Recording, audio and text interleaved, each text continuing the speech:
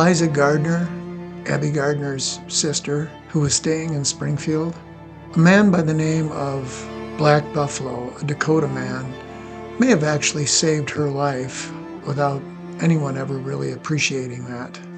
It was on March 9, 1857, when Black Buffalo came to the trading post located on the west side of the Des Moines River at this location in Springfield, Minnesota.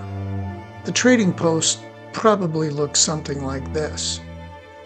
And Black Buffalo told the owners, George and William Wood, that Inkpaduta had just massacred quite a few people in Spirit Lake. In my mind, there are a couple of fascinating things about that. First, Springfield is about 17 or 18 miles away from Spirit Lake, and yet the day that Black Buffalo told George and William Wood at the trading post that there was a massacre in Spirit Lake, that was day 2 of the massacre. In other words, he knew about the massacre while it was still going on. Word of something like that apparently spread like wildfire in the Dakota world.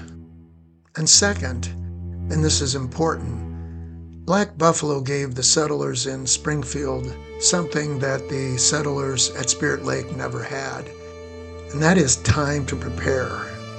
You remember on the first day of the massacre in Spirit Lake when Abbie's father, Roland, told Dr. Harriet and Mr. Snyder, 2 settlers who were at the Gardner cabin that morning, that they should sound the alarm and everybody should gather at the Gardner cabin to present a defense.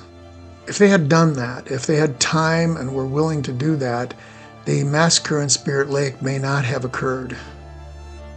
We know that because of what happened in Springfield. This is Jackson, Minnesota today. It used to be called Springfield and they changed the name. There's about 3,500 people living there now in this farming area. In March of 1857, Springfield consisted of 6 or 7 families and the trading post owned by the Wood brothers. The village was established the preceding year, so it was still pretty small. The settlers were in homesteads on the east bank opposite the trading post, spread out over 7 to 8 miles. There were fewer than 45 people living in the area. In essence, this particular settlement was very similar to Spirit Lake. Caught unprepared, this would likely have been a massacre similar to what happened in Spirit Lake. But thanks to Black Buffalo and the information that he provided, the settlers started taking defensive action right away.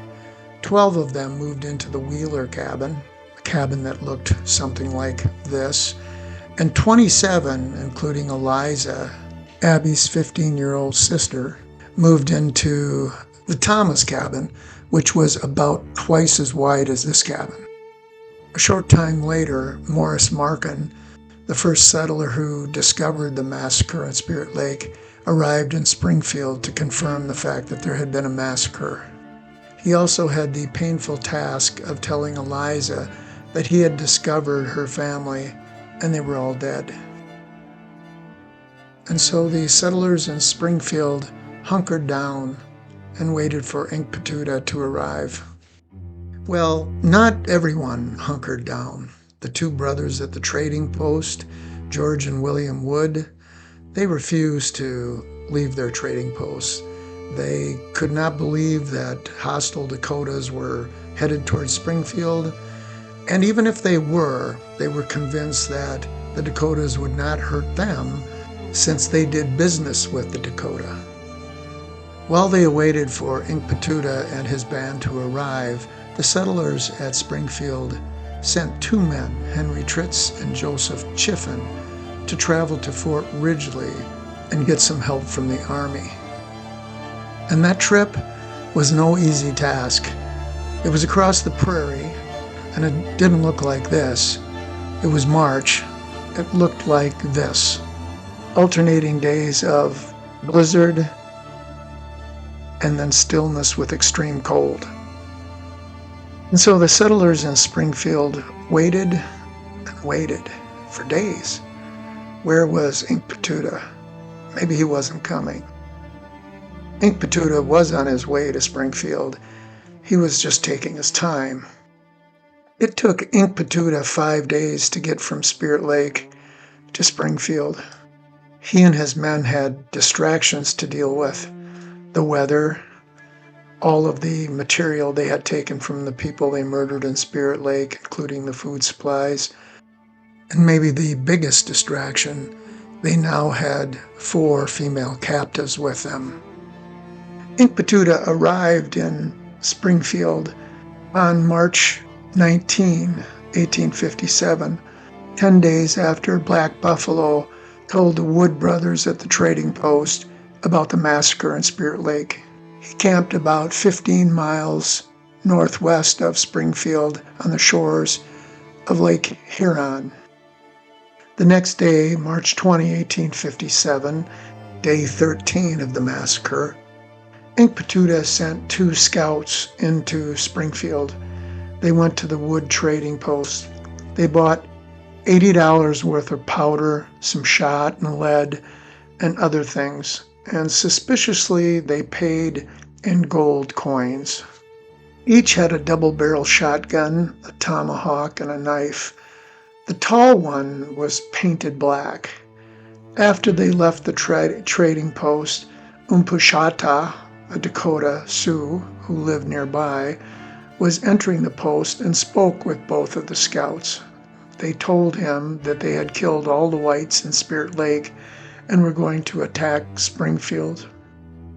Later that day, Inkpaduta and the other 3 Dakota families who lived near the trading post, took down their teepees and quietly moved their camp upstream about 9 miles away from the trading post. They all knew what was going to happen here. That night, William Wood, one of the owners of the trading post, asked him why he did that, and he told them what he had learned from the scouts and that Inkpaduta was nearby. Incredibly, even with that information, the Wood brothers did nothing. They stayed at their trading post. The settlers at Springfield didn't actually know that Inkpaduta had arrived until the day that Willie Thomas died. Abbie Gardner remembered that day, the morning of March 26, 1857, day 19 of the massacre, 17 days after Black Buffalo warned the Wood brothers that Inkpaduta had slaughtered people in Spirit Lake. On that morning at Inkpaduta's camp, Abbie saw 12 warriors put on what she described as hideous war paint, and they left the camp. They left the captives in camp with 1 warrior and the women. On March 26, 19 days after the start of the Spirit Lake massacre, 8-year-old Willie Thomas was outside the Thomas cabin playing in the yard. Again, people were feeling like nothing was going to happen here. And he saw somebody approaching, and he thought it was Henry Tritz, the guy who agreed to go to Fort Ridgely and get the U.S. Army to come and help them. And so he ran out to greet Mr. Tritz, and it turned out that it wasn't Mr. Tritz. It was a Dakota dressed like a white man. And poor little Willie Thomas was shot in the head. Not killed, but he fell in the yard.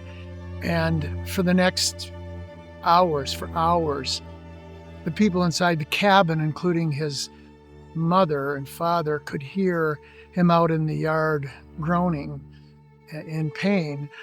Adults did run out of the cabin, either because they were also fooled by the Dakota dressed in white man's clothing, or to try to save Willie Thomas in the front yard. The Dakota began firing from all directions. They were hiding in the trees and underbrush and in the stable. 2 men were wounded, 1 shot in the wrist. His arm later had to be amputated. 1 man was shot in the side, and 1 woman was injured, a Ms. Swagger, right shoulder injury, the ball hitting the bone and coming out the front. They all managed to run back into the cabin. There were 17 people in the Thomas cabin at that time, 5 of whom were men. They were shooting out of the portholes along the side of the cabin. The women were reloading. The smell of gunpowder and the smoke inside the cabin was intense. The settlers had barricaded the doors and the windows. Bullets were tearing through the cabin. One woman was on her knees, praying. Abbie's sister, Eliza, was in that cabin, where earlier she had been helping Dr. Strong care for 2 men injured by frostbite. One had a leg amputated, and the other man had both legs amputated. Now she, like everyone else in that cabin, was fighting for her life. Inkpaduta's men fired at the cabin for about an hour. Then the Dakota ran off to plunder vacated buildings. That might have been when the Wood brothers met their end. They heard the sound of gunfire and went to investigate. The Dakota shot William Wood. He must have only been injured because they piled brush on top of him and started it on fire. More pain. George Wood saw his brother killed and tried to hide, and they found him, shot him, and scalped him. It's not clear when the Dakota killed the Stewart family. Mrs. Stewart was pregnant, and for a while they were in the Thomas cabin along with everyone else.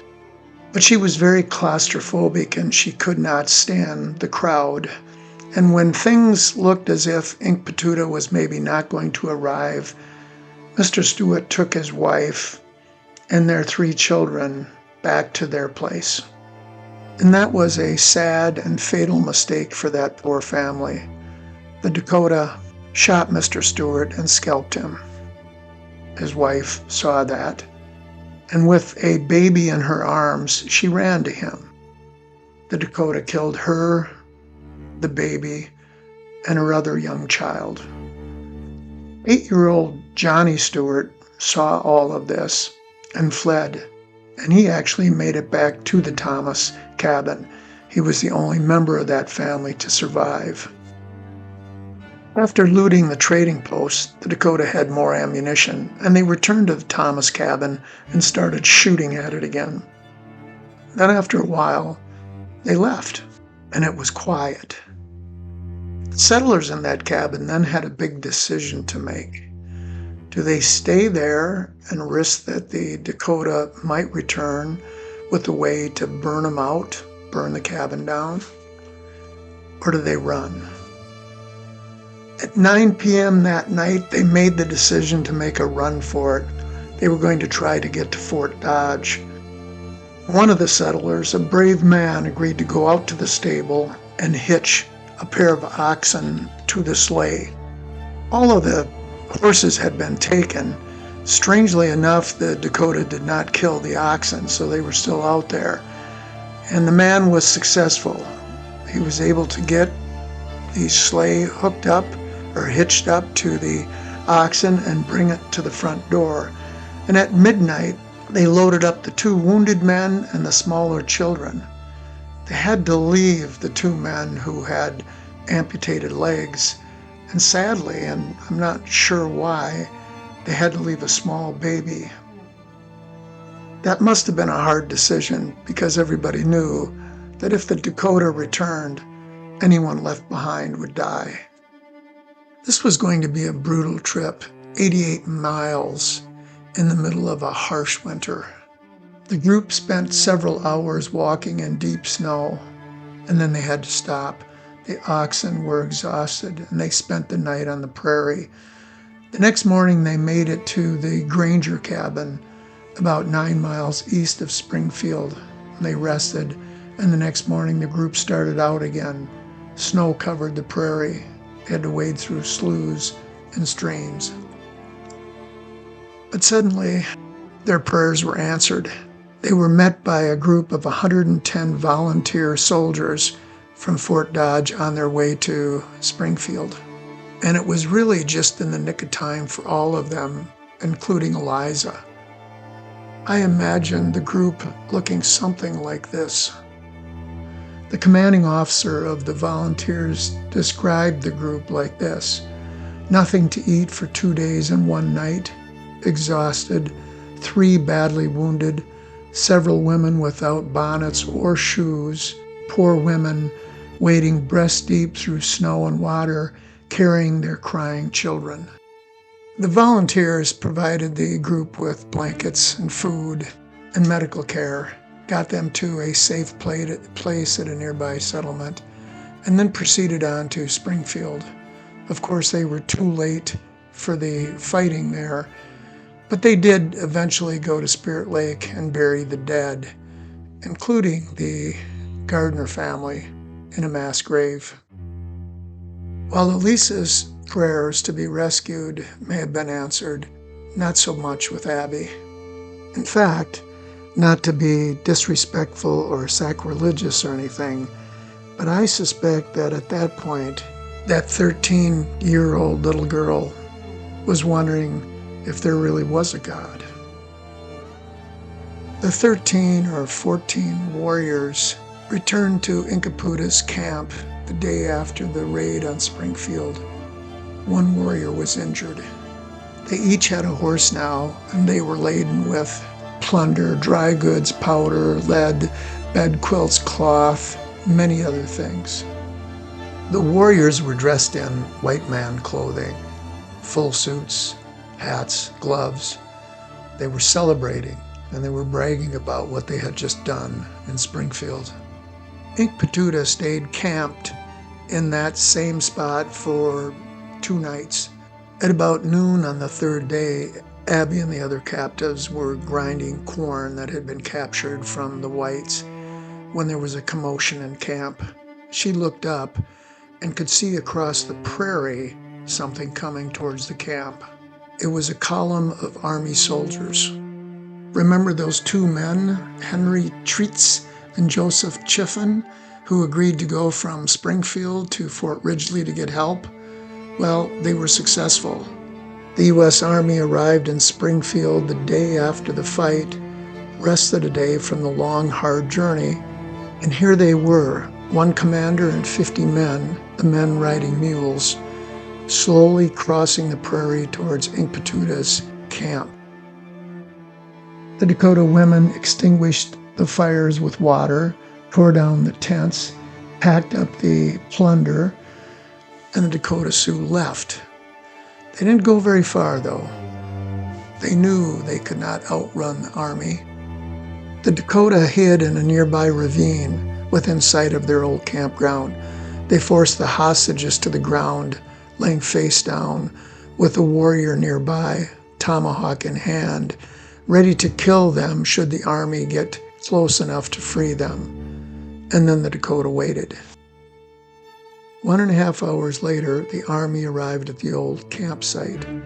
The Dakota could see them inspect the fires and look around that site, stand around, talk. Then they got back on their mules, turned around, and headed back towards Springfield. It turned out that the half-breed who was scouting for the army and who was sympathetic to Inkpaduta convinced the commander that the fires indicated that Inkpaduta was far, far ahead and they would never catch him. So the commander turned around and took his men back to Springfield. The next morning, Inkpaduta led his band to the west, further into what the whites would call Indian country, and Abbie might call the Abyss. Inkpaduta's revenge raid on both Spirit Lake and Springfield has left 41 white settlers dead, 19 of whom were children. And Abbie, she has not seen the last of death yet.